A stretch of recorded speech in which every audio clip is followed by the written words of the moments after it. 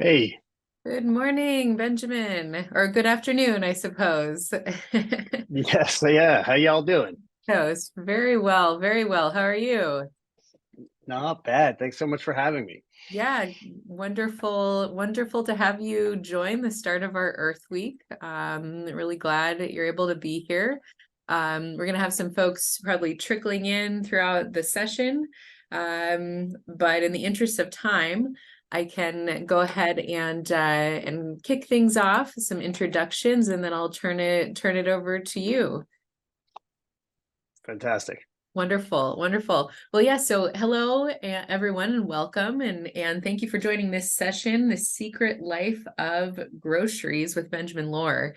The session is part of Bellevue College's Earth Week, where we are exploring topics around the theme of resilience in action, stronger together, which focuses on the interconnection of people and the planet to create a thriving community and a just future. My name is Sarah Holzknecht, and I'm the Director of Sustainability here at Bellevue College. And we've got a great lineup of events this whole week long leading up to Earth Day on Saturday. So do take a look at the full schedule, which I'll be adding to the chat. Before we get started, a few things to go over. As folks are joining, they'll be muted during the session, so please do continue to stay on mute until we reach Q&A, at which point absolutely do unmute and ask lots of questions. If you do have technical difficulties during the session, you can private message me and I'll be happy to assist you.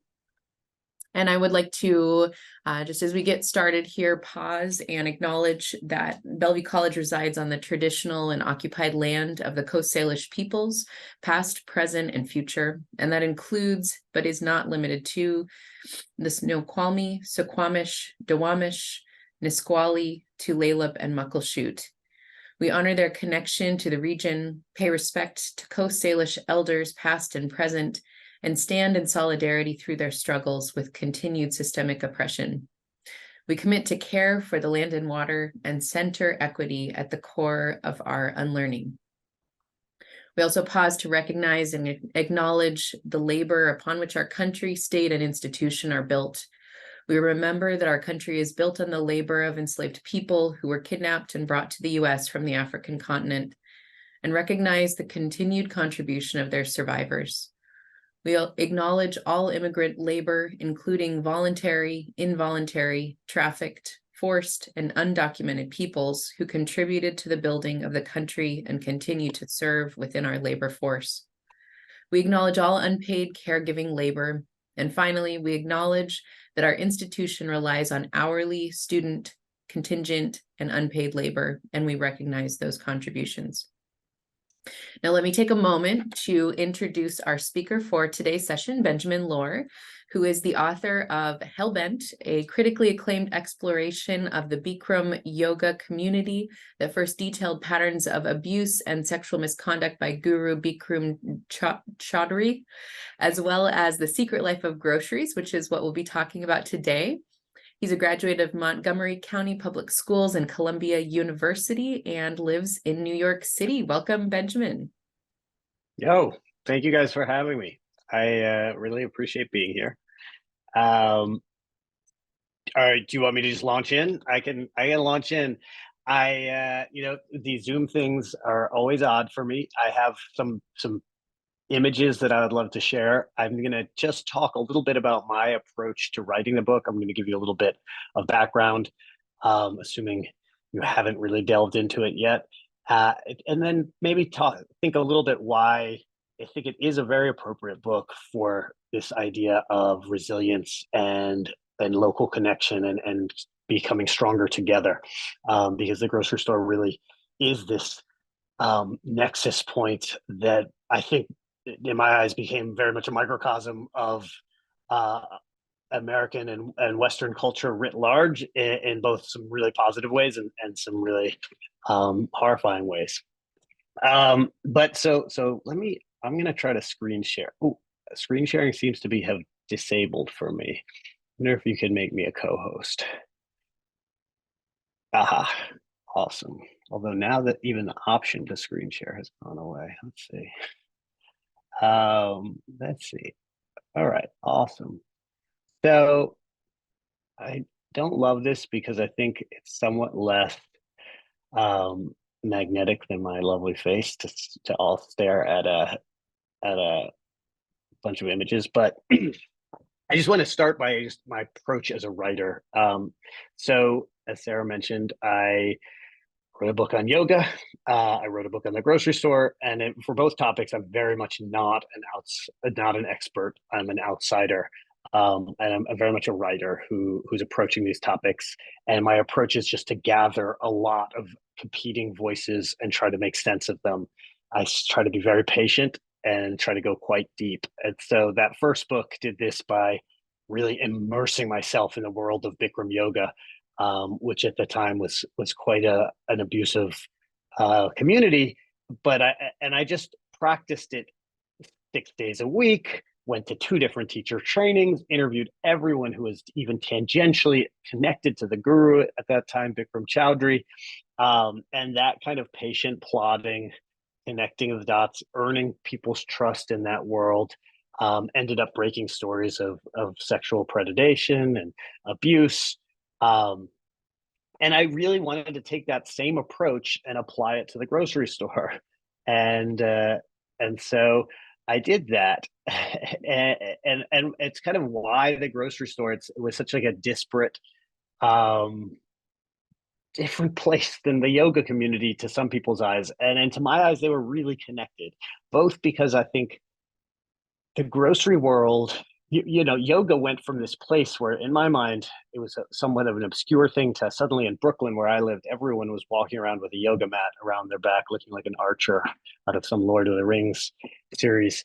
And I was just very confused and interested in what had led to this sudden flowering and popularization of yoga as fad, and then simultaneous what led American yogis to be so convinced that a man like Bikram Chowdhury, who was Indian, was inauthentic. And those two things felt very dissonant to me, and it was really attractive. And the grocery store offered something very similar. I think when I was growing up, the grocery store was a definitional chore. It was something that people wanted to avoid. You would send them off with a list that was drab, linoleum floors. Uh, it was farthest thing from an identity marker. And somewhere over the last 20 to 30 years, that really shifted. So much so that I had this very formative memory, when I was writing Hellbent, at being at a yoga training with all these Bikram yogis, and we were let out to get food. And we were doing 9 weeks of yoga, all kind of locked down in this very tight, again, somewhat abusive environment, even for just regular trainees. Um, and we were taken to a Trader Joe's where we were told we could buy the food that we needed for the week. And all of a sudden, everyone at this yoga training went crazy. Like, people started running up and down the aisles. They started taking their favorite snacks, and I realized that the grocery store, it was like adults at Disneyland. And I realized Trader Joe's in particular like spoke to people in a very similar way that yoga was speaking to them as this identity marker. And I wanted to understand what this shift in our relationship to food writ large meant, and then how the grocery store supplied that.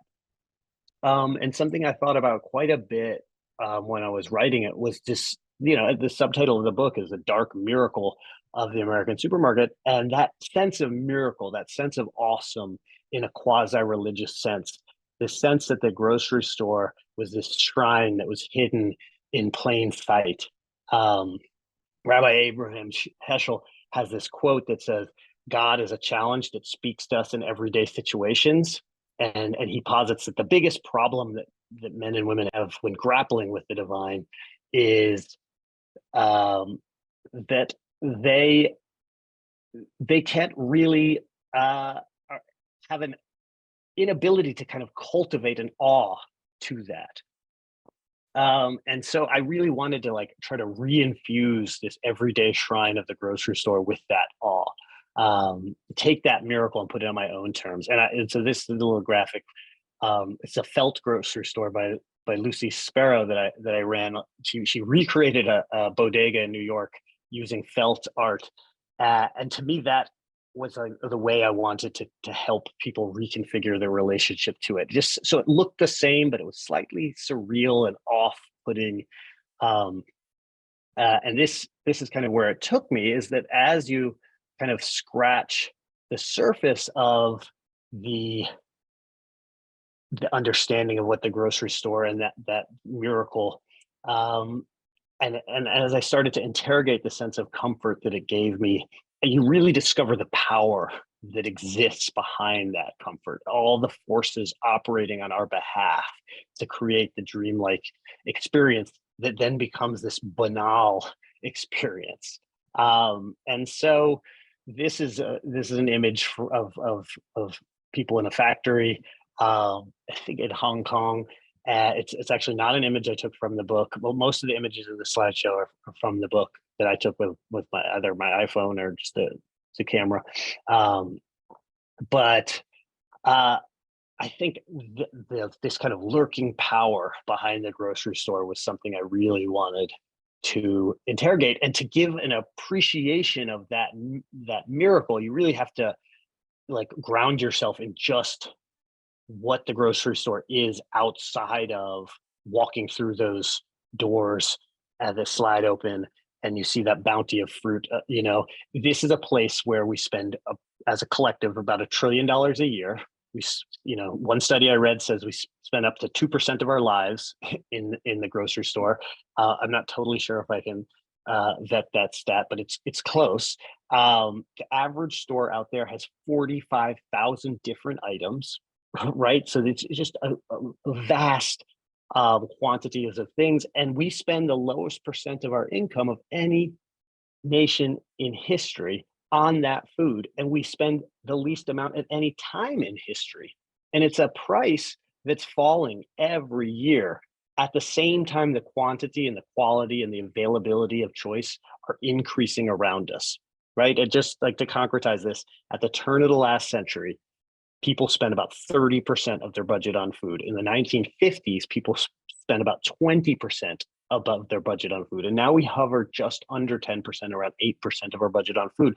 And that's largely due to these revolutions in the grocery store that I kind of get into in the book. And the sense that it was a miracle wasn't lost on people of that time. When the first supermarket style grocery store opens in 1930s in Queens, people come from hundreds of miles away to tour it. There was no advertising for this store in the modern sense of advertising. The founder, Michael Cullen, a grocery lifer who was a manager at Queens and kind of stumbles on this new method of selling things that just involves in size. He wanted to make his stores bigger. He wanted to offer more food. And he discovers that by offering more food, he can actually decrease the price because he's going to make his money on margin. He's going to make it on the volume of goods sold, shrink the margins down really small, and make money based on high volume, low margin, and just create a feedback loop where he could offer prices that were lower than any time before, and people would go crazy and they would buy more than any time before. It was a new model, American as apple pie. Nobody else had done it, right up there with our inventions of like the roller coaster and jazz. And it was wildly successful. People come to this store from hundreds of miles away. When the first American style supermarket opens overseas, this was about 1965. So again, very late in kind of like human history. The first one opens in Rome, and immediately, there's the same hordes of people. This is a very modest USDA exhibition store, only 3,000 items. So compare that to the 45,000 items you might find in a supermarket today. And the Roman public went crazy for it. There's press reports of a woman running up and down the aisle screaming, "This must be heaven. All this food, it must be heaven." The Pope makes an announcement from the Holy See the following week. telling his admiration for this American gift of the grocery store. People had never seen it. So just restoring that sense was one of the big things I wanted to do.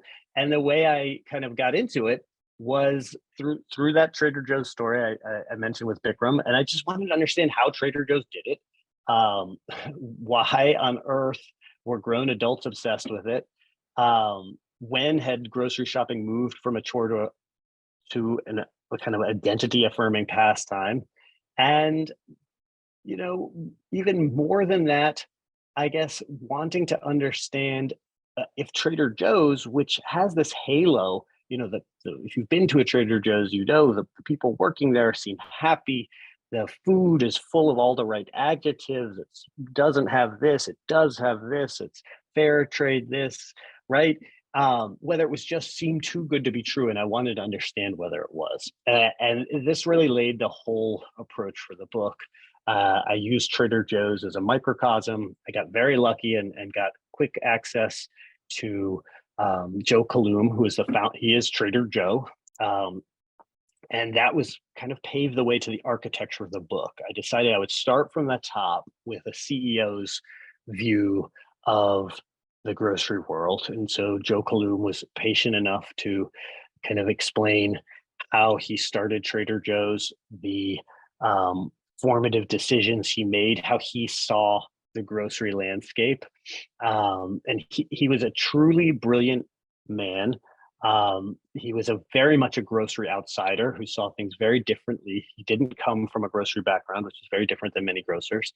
And he made some very distinct decisions, which I won't get into right now for lack of time. But getting to see it from the top really set the architecture of the book, like I said, because then I start climbing down the ladder from the CEO's vantage point to more hidden voices. And I move into the trucking space where I saw truckers as kind of like the key node in the system of logistics that really drove low prices.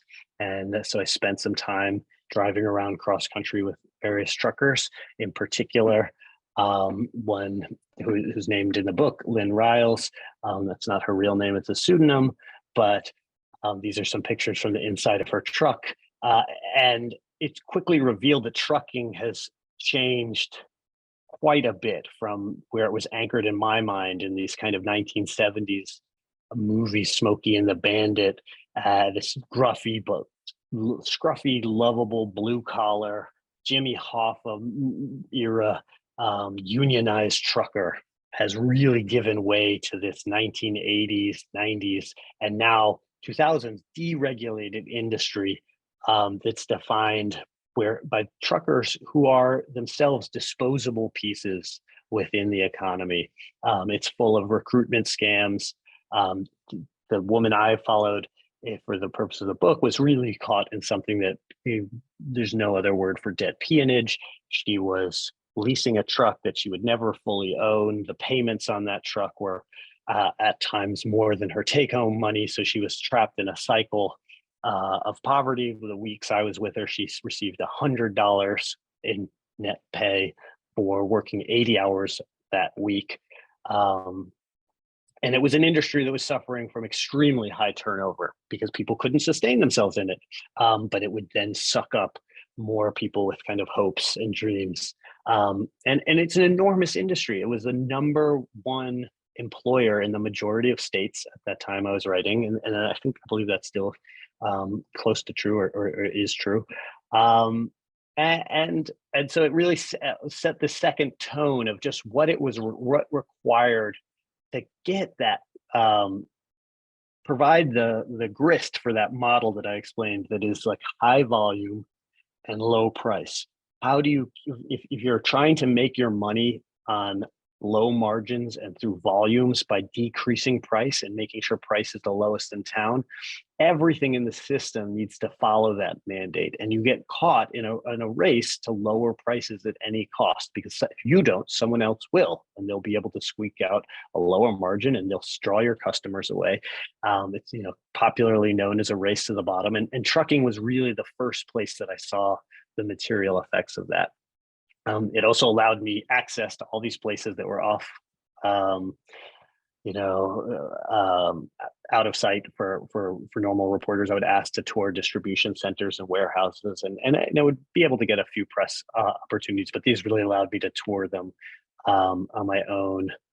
And from trucking, I then went to follow an entrepreneur who was trying to get her food onto shelf, and that exposed me to like another side and another hidden facet. And I won't belabor it too much, but it is fascinating, largely because unlike trucking, where there were actual scams and illegal activity that were kind of hidden out of sight, um, in the world of the food entrepreneur, most things were business as usual, operating in plain sight. They were so accepted, there wasn't even a desire to hide them, but they were be positively baffling to and I think greeted by most people who weren't in the food industry as extremely shady. Probably the biggest one of these was just the extent that the grocery store of today has shifted their model into something it's a pay for play space where rather than a place where you put the best food on the shelf, it's much more like a landlord leasing space to food manufacturers. And these fees that they extract from food manufacturers are known as trade spend. The most vivid of them is slotting fees, which is actually just a cash payment for inches on the shelf. So when I was writing, you might pay $22,000 for like a 12 by 8 space on a shelf at a high-end chain, and then you'd have to replicate that at all the outlets across the country. So it'd be millions of dollars to launch a new product in this. And it really changes the entire game from a retail space that is around providing access to the best, and whatever the best means to you. That could be the tastiest or the lowest price or the most nutritious or what have you. But it changes that from that whatever concept of good that the retailer might have to just whatever the manufacturer can pay. And it makes the whole industry much more susceptible to, it raises the stakes. I guess it doesn't make it more susceptible to anything so much as it raises the stakes and makes, if you're a young, struggling entrepreneur trying to get your food out, you can be taken advantage by these fees very easily. You can also find yourself just swamped before you can ever get a chance to get your food off the ground. There is no slow start. You must partner with like venture. The idea of building up from the food green market and slowly building your brand isn't really a practical way of getting into a grocery store in the grocery industry because of these fees and this shift. And from there, I change perspectives again. I do a short stint at Whole Foods where I'm working behind the counter because I just didn't feel like I could write a book about the grocery store without working in one. I also then start talking to retail architects who design stores, which leads me on an odyssey, animal rights activists, to kind of go behind the scenes and look at the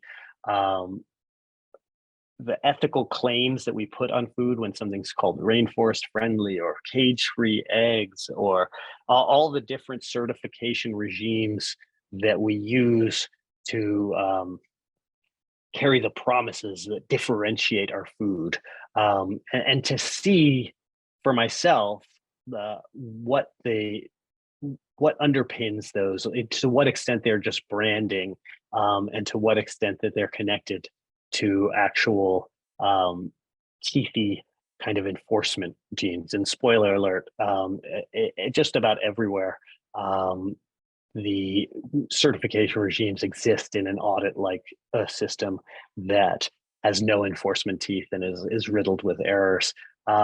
But this was my time to kind of twist and start looking at consumer desire and thinking about why we buy what we buy.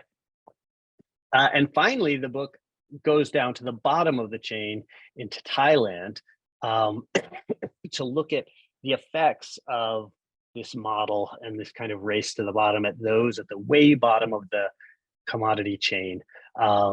People who are responsible for creating commodity goods and for the raw extraction. And so for that part of the book, I embedded with a bunch of migrants who were from Burma working in Thailand in the shrimp industry. And I followed the shrimp industry throughout, and this is, shrimp is very unique in that it's an animal, of course, grown for food, but it's very piecemeal, and it's grown from larva states, and then those larvae can be shifted to ponds, and the ponds, at different stages, the shrimp kind of move. It's both capable of vertical integration, but it can be very fractured. So at each of these stages, it's defined by lots of brokers and lots of smallholders who swap and aggregate the different the shrimp, and that makes traceability extremely hard. And then when you go beyond that, so like the food that you're feeding the shrimp or the food that you're feeding the larva, traceability gets even harder.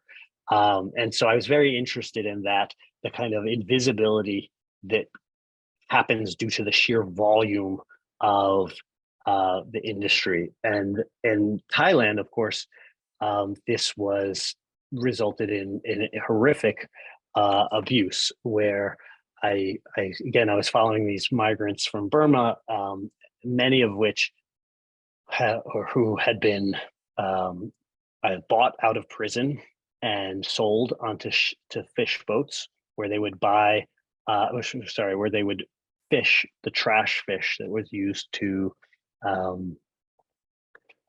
feed that would turn into the shrimp food at the kind of the bottom of the aquaculture pyramid. And some of them would be bought out of prison, some of them were just smuggled in directly to this. All were kind of, that I spoke with, were trapped beyond their will, through very few other words beyond slavery or indentured servitude, indefinite indentured servitude. However, they were forced to work at the threat of beating. Many of them watched their friends die.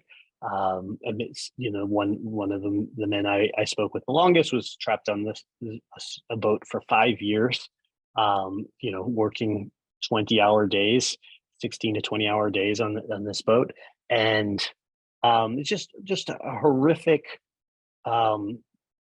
consequence of manufacturers who need to get the lowest price food, looking for raw material producers who are willing to, and need to get the lowest price, and kind of on down the chain, and the pressure to then cut employee wages to a place where they're, working for free, as traffic labor.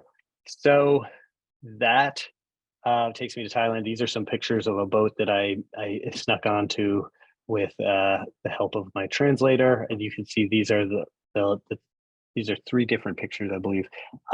This is the quarters that the men were living in. So this for reference goes right about up to my hip, and you can see their bedding there. And so this is where they would sleep for 5 years, living on this boat. Not really, some of them were not allowed off the boat at any time because they would be risk of flight, and just kind of like truly mind-blowing consequences of the commodity system and the system of getting like a ruthlessly low price, which really does begin back up at checkout, as we consumers are discriminating between price and choosing what's the highest value. That gets passed to the store manager, which gets passed to the store's buyer, which gets passed to the importer, which gets passed to the exporter, which gets passed to the manufacturer, which gets passed to the manufacturers, all the way on down the chain. And these seafood slaves kind of were at the most concussed point of all that pressure. So that's an overview of the book, and it's very quick and maybe gives you a sense of it. It's not nearly as depressing a book, I think, as I've made it seem, but it really taught me a few things. One of which is that retail grocery is a reflection of consumer desire, and that there are these desires that we're expressing all the time, for convenience, for abundance, for choice, and for price. And if you're a retailer, you have to honor those, because those are not spoken desires, right? We have all these spoken desires for a better world.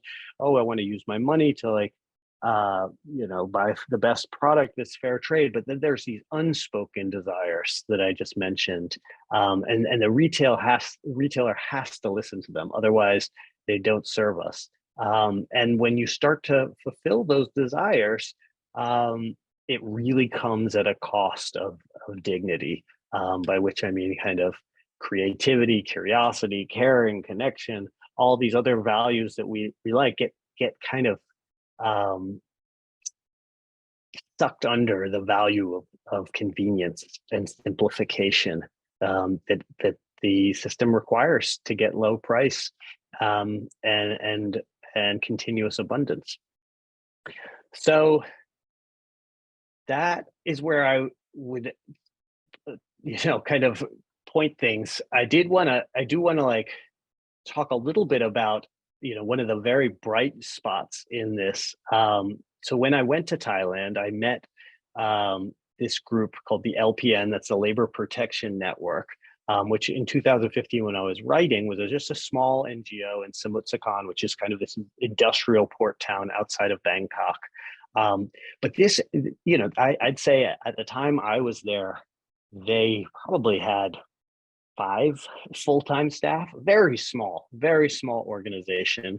And they had a completely outsized role in bringing the story of seafood slavery to the national news, not in national, to the international press. This small group of like 5 full-time employees and maybe a wider range of some part-times just had a tremendous impact. And if you've heard about traffic labor in general, since 2015, if you've certainly heard of seafood industry abuses and traffic labor, if you've heard of Thai seafood, a lot of that can be traced back to this group and their efforts. And so I thought in the kind of idea around resilience and action stronger together, it was worth putting a little bit of a lens on them and just how they did that. Now, of course, I go into this in the book in greater detail, but the Labor Protection Network, the LPN, this is Pion, who is one of the co-founders of it, started as a education camp for migrant children. It didn't start as something that was focused on migrants' rights, and it didn't start as something at all connected to seafood. But what they did was they targeted migrant children and offered them something like an after-school program where they'd lead kids in games, teach them basic Thai language, because these were largely Burmese migrants who in Thailand operated as an underclass. There's considerable racism against the Burmese in general, much less if you're a Burmese migrant. And in general, Pion and the LPN were just offering a safe space where these students could feel value. And I think there's something about their approach. I'll just give a quick read from the book, because I think it covers it slightly better. Something about their approach really can teach us something about this idea of resilience and action. So this is right after Pion and her partner Sompong found the LPN and start working with children. Almost immediately, they discovered something, and that's where this little excerpt takes us. So almost immediately, they discovered something. Working with children was a backdoor to building trust with their parents. These parents were migrants whose fear of exposure made them even more marginalized than their children. Pion and Sompong watched as they skirted the edges, wary of surfacing enough even to pick up their own kids. But as trust was created with the children, the parents started coming forward. They often relied on their own children as translators, and they often came asking for help from these 2 teachers who their children promised would listen. The help that they asked for was beyond anything Pion or Sompong had ever heard. These were the stories I've just related of being held captive, of breaking free, of beatings and threats, of pay stubs with only deductions, of being unable to speak the language well enough to ask why. And dutifully, Pyong and Sumpong would take those stories and go to the local police and make a report on behalf of the migrants. And then they'd watch as nothing changed. And there are two very understandable paths here.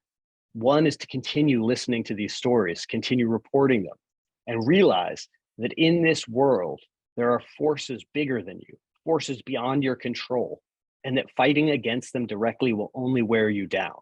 That is to resign yourself to making the small, meaningful contributions that make up day-to-day life, continuing to fight through the kindness of one-on-one interactions. Or you can hear those stories and become radicalized. So Pion is not what you think. She's small. There's just a hint of a snaggletooth on a perfectly round face. And her face fits together so that when she smiles at you with crinkly eyes and that snaggletooth, you'll think that Pion is very kindly. But it's a kindness in her that feels a little shy and awkward. Like maybe you'd have to look out for Pion at a busy event, check in on her to make sure she's okay, because maybe Pion is someone who could become overwhelmed and needs protection. But nothing could be further from the truth. If she didn't repeatedly explain how terrified she was, I would take Pion to be fearless. This is a woman who has led midnight raids on illegal processing plants, who's faced down men 6 inches taller than she, twice her weight, and who has pushed past them without a glance, who's had men who kill and men who hire killers scream at her to mind her own business, to do something else with her life, to stay away from their workers, who carries a screwdriver and a hammer on every raid because she personally is adept at using them to pop open the locks that are keeping the migrants inside, who, if necessary, will do these raids unaccompanied by the police and press, because although she always alerts the authorities, she's found that they do not always follow through. A Pulitzer Prize winning journalist tells me, Pion goes in. She does the really dirty stuff. It's dangerous. Fishery owners, the multimillionaires who run Samut Sakan, have shown up at her house with cash, cars, gold. When she refused one, he calmly explained he would chop her body up into small pieces. And for each threat like this, and there have been many, she has reflected on the experience and decided to go back out and do it again. It is a type of swallowed fear, or perhaps tolerated fear, that teaches a lesson about the difference between bravery and bravado, between persistence and confidence, about how completing difficult tasks has less to do with complicating a situation with reams of affirmations and more about starting with whatever is in front of you and accepting there is always more. Over the last 10 years, Pion has personally rescued more than 2,000 migrants and has been indirectly responsible for the rescue of thousands more. Facts that seem to sadden her more than give her peace if you bring them up, because she sees her ability to have an outsized impact as precisely the point, the most obvious representation of the scale of the problem. A question that she will never pose directly, because that's not Pion's style, but that goes a little something like, if she personally has had this impact just by listening and following through, what would the world look like if others acted on their instincts too?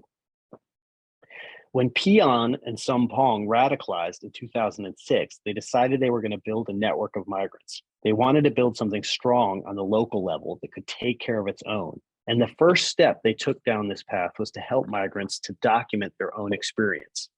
Rather than make a series of isolated reports, they started bringing in workers to give testimonials, compiling their experiences with others to build cases. It was participatory action research, and the very process created the network that they envisioned, using their action to build trust, and then trust to give those marginalized and voiceless a reason to speak. And I just wanted to highlight that because I think it speaks very clearly to a way of action and being and resilience on local systems that is in direct odds to the ways that we participate in that at the grocery store by and large. So the LPN was based on creating nurturing, caring environments for children that then bled into the way that their shy adults who were hiding would see that trust. And that led them to open up, and that led them to share stories that nobody in the world was hearing at that point. It led them to be able to amplify those voices by strengthening the own community. And you contrast that with the way that I, Ben Lorr, largely participate in making a better world, which is through trying to buy better, the food with the right claims on it. So I try to buy, ethical shrimp, or let me buy from the Gulf and not from Thailand, or let me try to buy organic this, or rainforest friendly that. And I always come back to the fact that Peon, who one would cook for many of the migrants. She would cook for me when I was staying with her, and she would cook shrimp all the time. She was not a qualm in her world. There was no guilt about that. This is about how to take action, and not how to feel bad about things, and how to act in a passive manner towards creating a better world, but quite active measures. So she didn't figure out how she could save the world through buying the right things, but through their actions. And I think there is something about that contrast. I'm not suggesting we all are going to suddenly throw down our purchasing power and take up with the LPN. I think that there is one of the big take-home messages from the book for me. It was just the limits that we have in our purchasing power, and how so much more of that energy would be better served if we put it through to direct action. So there you go. I'll wrap it up there if I haven't quieted you all to submission. Thank you so much. That was really wonderful. And I especially appreciated the last picture that you ended on. It looked like, was it a puppet show? Is that what we were seeing? Yeah. That was a puppet show again. So they started as like an education camp for children, as I said.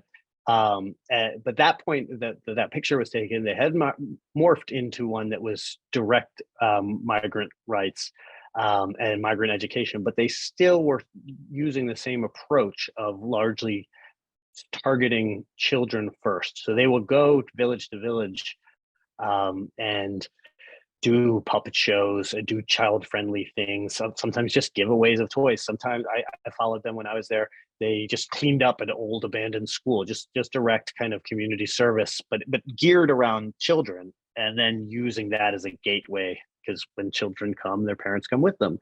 And so then once you've hooked the children in, you might be able to slip a few pamphlets or have a conversation with an adult who now fully and genuinely trusts you.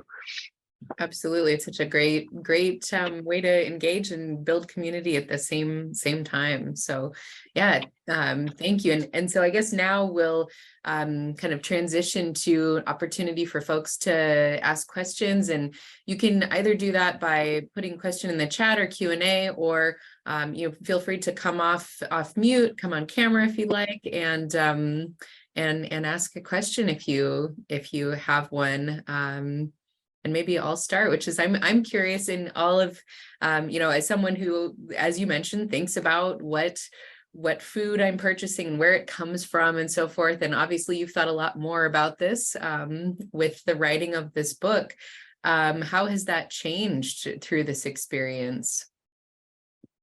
I mean, it's a good question. I would say, again, the take home message that I hope people take is similar to what we ended on, which is that I don't want people to radically change how they're purchasing food at the grocery store. I think that is I grew up with that. Like, I read Fast Food Nation, Eric Schlosser's book, 2000, when I was in college. It was very formative. I loved it. I think it's a brilliant book to this day. It kind of ends with this notion of Burger King, like, make it your own way, play on that phrase. And he's basically vote with your dollars, which was the paradigm that I grew up with. I think it's a very powerful paradigm, but to many extents, and in ways that I didn't get into here, I think it fails in the grocery world of today. There's too many layers in the supply chain. There's too many people who are good at marketing. There are people who have simply themselves don't know. It's not even duplicity. People just don't know the nooks and crannies of the supply chain, and so there's too much opacity to make it your own way. You don't have the information. Even if people tell you you have the information, they don't have the information to make promises on that they're making. And so I've reached the limit of that kind of notion of and what I would love people to do is not change their approaches so much as think about adding unions, trade treaties that have enforcement teeth, creating price floors, kind of direct support for large policy actions, and then to understanding that there are certain problems that have to do with global and wealth inequity, and that are simply way outside the purview of a conversation on food. It doesn't mean that you should be complacent about it, but it doesn't mean you shouldn't be solving them while you're trying to eat, or through the process of eating. And that actually that approach, I think, has caused a lot of harm because just to take the small example of Thai seafood, so there's horrific abuse there.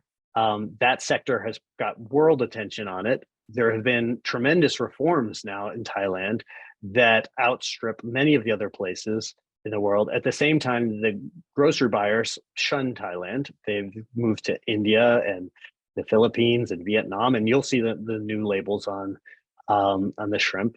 And when they move, they take the same bad practices and the same quest for lower price, but they don't take the fact that the Thai industry is one of the few places that has actually spent serious time and made reform.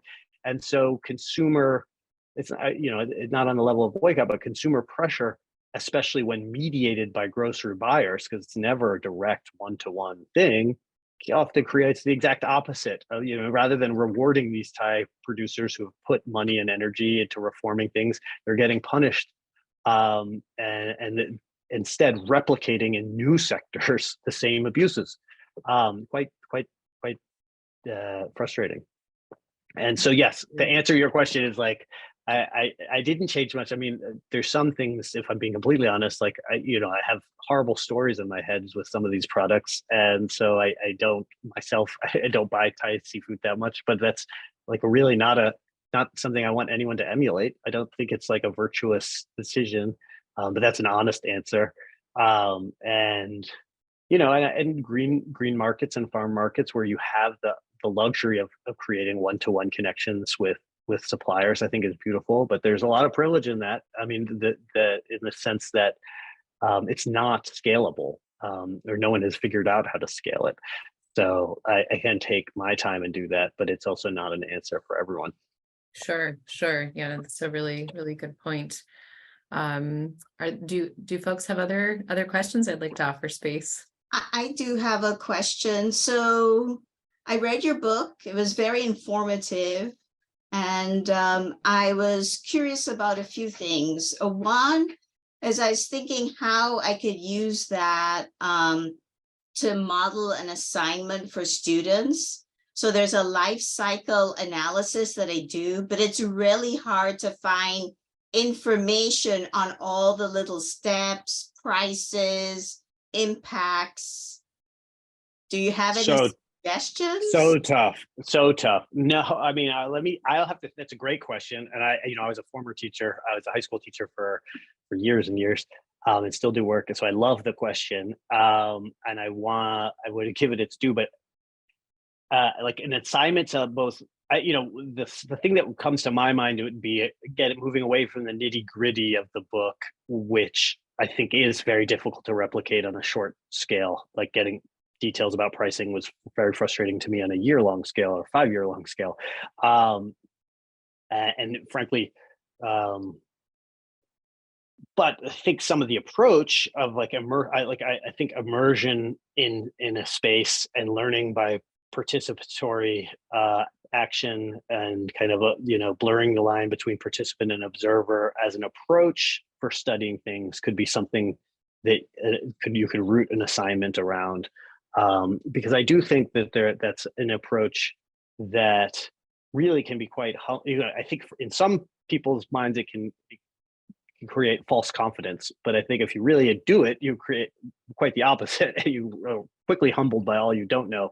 And you get a great sense of the complexity that's out there rather than a more simplified version of things when you're just reading about it through typical research or just interviewing someone about it. But if you're actually forced to follow that person in kind of like an empathy interview situation, shadow them or spend time with them, you get a better appreciation for the complexities out there, which will ultimately make for prescriptions that are more palatable. You know, they're not top down. They're going to be more interactive. That's the best I can do right now. Okay, and then the other thing sorry, I don't want to take too much time. I was wondering if you found any organization, anybody who's guarding the guards, like anybody certifying the certifiers. Oh yeah, it's a raging business to certify the certifiers. But are they huge. doing a good job? I want a list. No, they're doing a terrible job. Okay. Seriously, it's like a big. I'm not by any means the only person saying this, but the certifiers of the certified, yeah, essentially what happens is it's a little bit analogous to like the national security state, or like, you know, the more you start demanding watching something, the more there is a need for that surveillance, because it creates an expectation of you kind of enter into like a surveillance mindset. And so the auditing regime is absolutely beset by, there's like literally four layers. And at the top, there are these like very big certification regimes. But I think there's some quote, you know, it's like the top certification regimes are so broad. It's like they certify people in car batteries and, you know, agriculture, and they just lack expertise to be able to do it. What they are experts in the certification process, but that's kind of a silly, if you believe, as I do, that the audit process itself is somewhat broken, then having experts in the audit process come in to certify that someone is doing it well is really not the answer. And so the biggest checks on it are media, but that's a really not a great one. And then there are new horizontal groups, you know, Coalition of Imalaki Workers, Fair Trade for Milk program in Vermont. There are organizations that I would never say are like certifiers of certifiers, because they operate on a much smaller level, but they do operate outside of the traditional system in a way that I think is very positive. So they may negotiate directly with a company using the cudgel of media exposure, but not using like an audit system, but using direct testimonials from this company's workers, you know, in the case of Imalaki, Coalition of Imalaki Workers.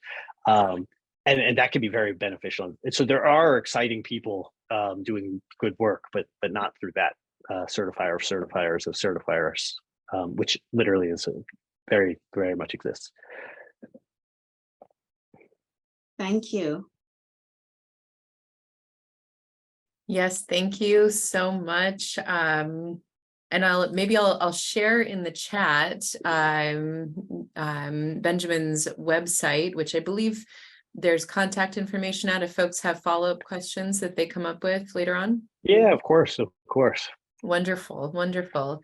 Yeah, so I hope that everyone who joined learned something. I certainly did. And Benjamin, thank you so much for taking the time to help us kick off our Earth Week this morning, or I guess afternoon your time.